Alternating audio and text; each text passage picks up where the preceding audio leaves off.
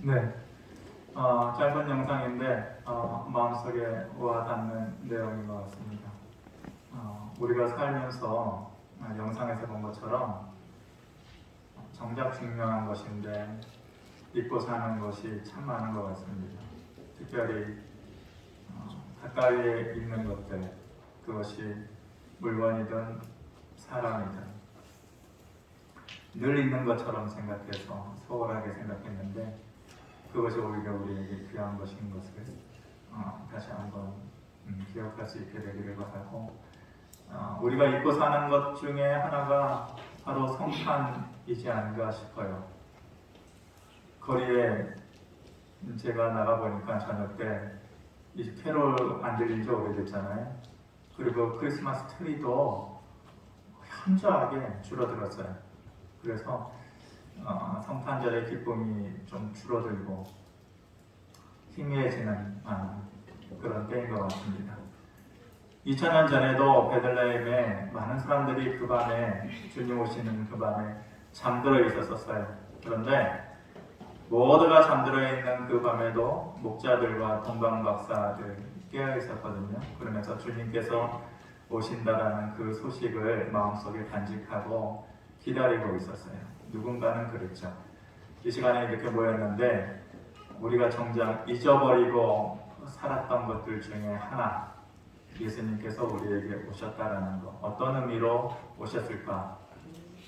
동방박사 목자의 마음으로 그 의미를 다시 한번 생각해 볼 수 있는 짧은 시간이 되기를 바랍니다. 주님께서 우리에게 오신 이유와 목적이 뭘까요? 첫 번째는 주님은 우리에게 평화의 주로 오셨습니다. 1914년 12월 24일이었죠. 1차 세계대전이 발발했습니다. 6개월 정도가 지났을까요? 영국과 프랑스군을 위주로 하는 연합군하고 독일군하고 치열하게 대치하고 있었어요. 수많은 사람들이 전쟁을 통해서 죽어가고 있는 그때에 너무너무 지쳐 있었죠. 한겨울이 되었어요. 모두가 지치고 추운 가운데에 12월 24일의 밤을 맞이하면서 양쪽이 치열하게 대치하고 있는데, 그날 밤에 독일군 진영에서 노래가 들리는 거죠. 오늘 우리가 찬양했던 그 노래가 그 밤을 조용히 밝혀주는 거예요. 고요한 밤, 거룩한 밤, 어둠에 묻힌 밤. 독일군 진영에서 그 노래가 들리니까 그 노래를 받아서 영국군 진영에서 똑같이 노래를 해요. 고요한 밤, 거룩한 밤. 근데 영국군 진영에 테너 가수가 있었거든요. 그 테너 가수가 더 이상 참호에 웅크리고 있을 수가 없었어요.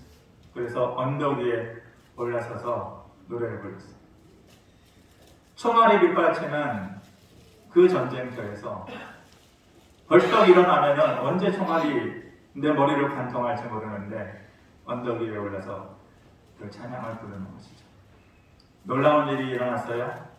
조금 전까지만 해도 서로를 겨누면서 총을 쏴대던 그들이 다 같이 입을 모아서 고요한 밤, 거룩한 밤을 부르다가 독일군 진영에서 영국군 진영으로 초콜릿을 탁 던져주는 거죠. 그러니까 그것을 받아가지고 영국군에서도 독일군 진영에 담배도 던져주고, 독일은 맥주가 유명하잖아요. 그러니까 다시 술을 건네주고, 그렇게 오고 가고 하는데 영국군 진영에서 이발사가 있었어요. 독일군의 머리가 전쟁터에서 엉망이 된 그 독일군 병사를 앞에 놓고 머리를 깎아주면서, 그런데 우리가 왜 싸우고 있는 거죠? 그렇게 물어보면서 서로의 손을 붙잡아 줬던 것이죠. 10만 명이나 되는 많은 사람들이 죽어간 그 전쟁에서 짧지만 그 12월 24일의 그 밤에 모두가 잊지 못할 따뜻한 밤을 보낸 거예요. 그 밤을 보낼 수 있게 한 매개체가 뭐냐? 그 힘이 뭐냐? 그들이나 이들이나 그 마음속에 예수 그리스도의 탄생하신 이 밤, 주님께서 평화의 주로 오셨는데 우리 왜 싸우고 있는 거야? 그것을 기억하면서 서로에게 따뜻한 마음을 전했던 것이. 예수님은 그렇게 이 세상이 갈등으로 찢어지고 서로 미워하는 마음으로 갈라지고 그런 세상 가운데 평화의 주로 오신 것이에요. 저는 그 예수님의 오심이 우리에게도 똑같이 그 의미가 전달되어지기를 바라고, 지금 우크라이나 전쟁 오래가지 않은 세계 곳곳에서 전쟁으로 힘들어하고 그 여파가 모든 나라에 이렇게 있게 되는데 평화가 되어지기를 바라고, 특별히 사람 간에도 평화가 있기를 바랍니다.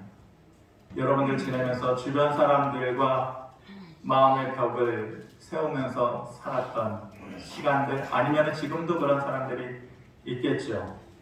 어쩌면 가족 간에 가장 가까이에 있어야 되는 그 가족 간에 마음의 벽을 세우고 평화하지 못하면서 살았던 우리의 삶의 모습이 있다면 오래 사는 삶이 아니잖아요. 우리가 주님께서 우리에게 오신 참된 의미를 다시 한번 깨닫고 그 마음의 벽을 주님께서 다 무너뜨리신 것처럼 이 시간에 우리 모두에게 그 미움과 질투와 시기, 의심의 벽이 무너지고 평화가 이루어지는 하나님의 축복이 있기를 바랍니다.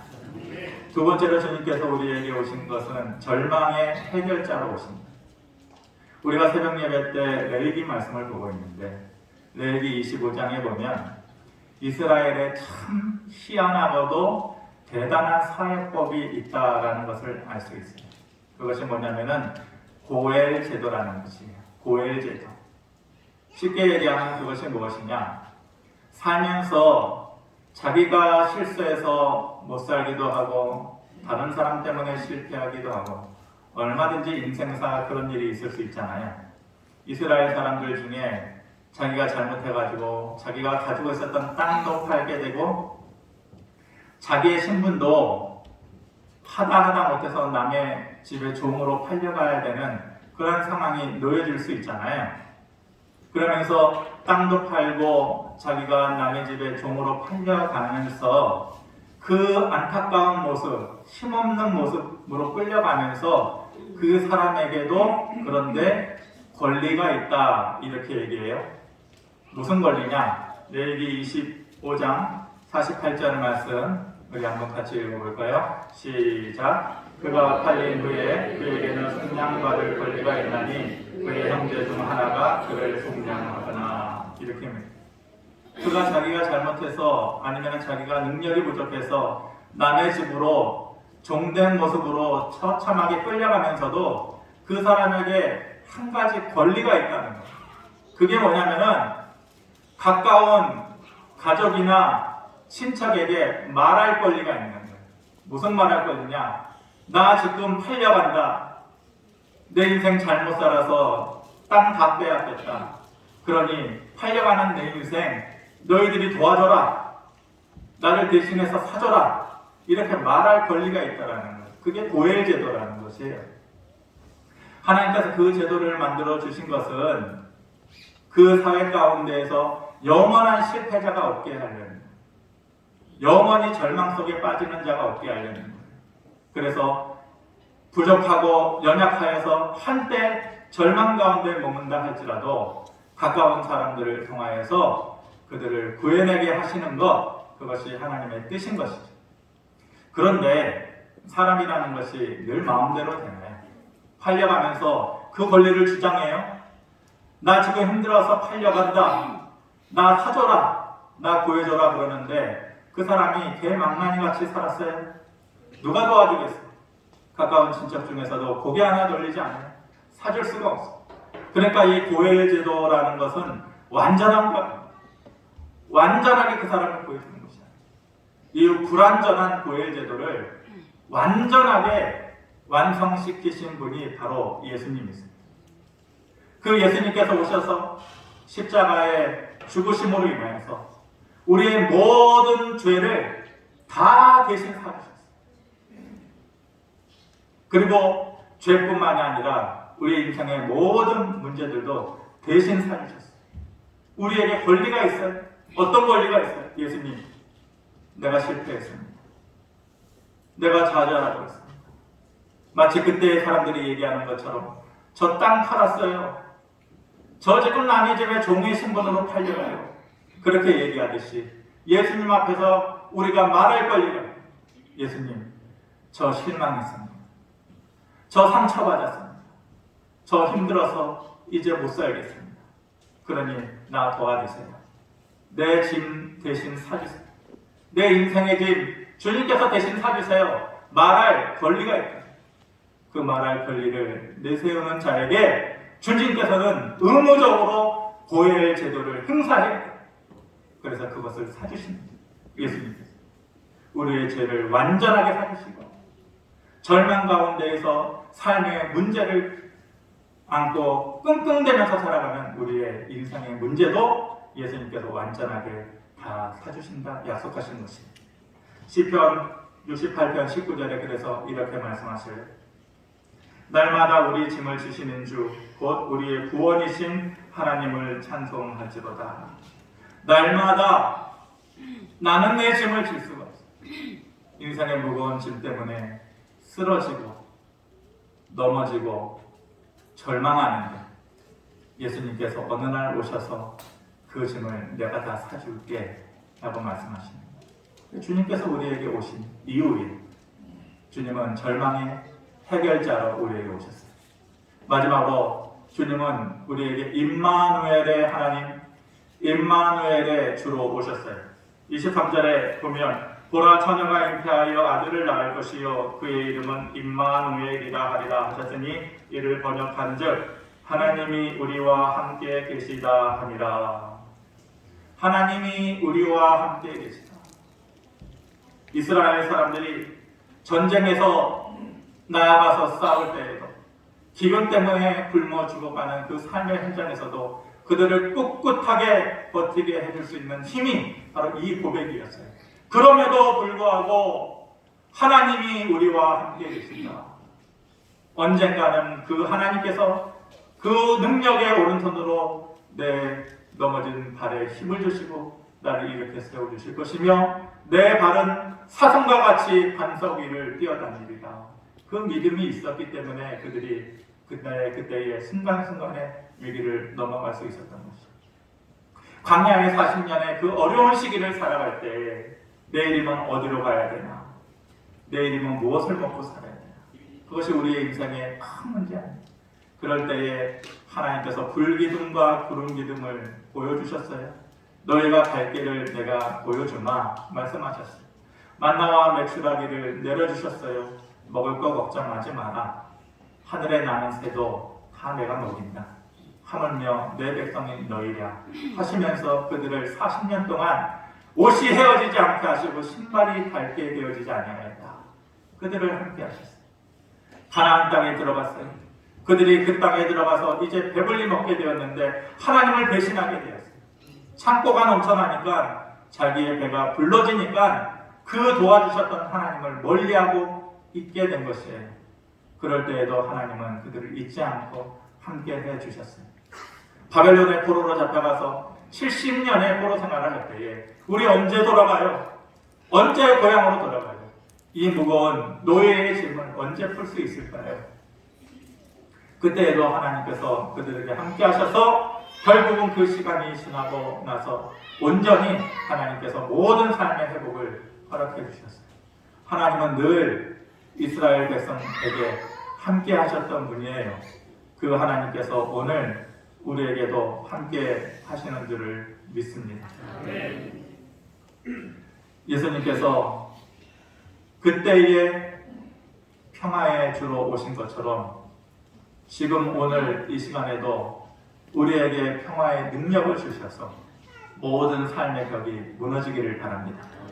예수님께서 그때의 절망의 해결자로 오신 것처럼 지금 오늘 이 시간에 모든 삶의 문제를 가지고 끙끙 앓으면서 그렇게 힘들어하는 우리들에게 문제를 대신 져주시고 모든 죄를 대신 사주시는 문제의 해결자의 능력이 오늘 우리에게도 임하게 되어지기를 바랍니다.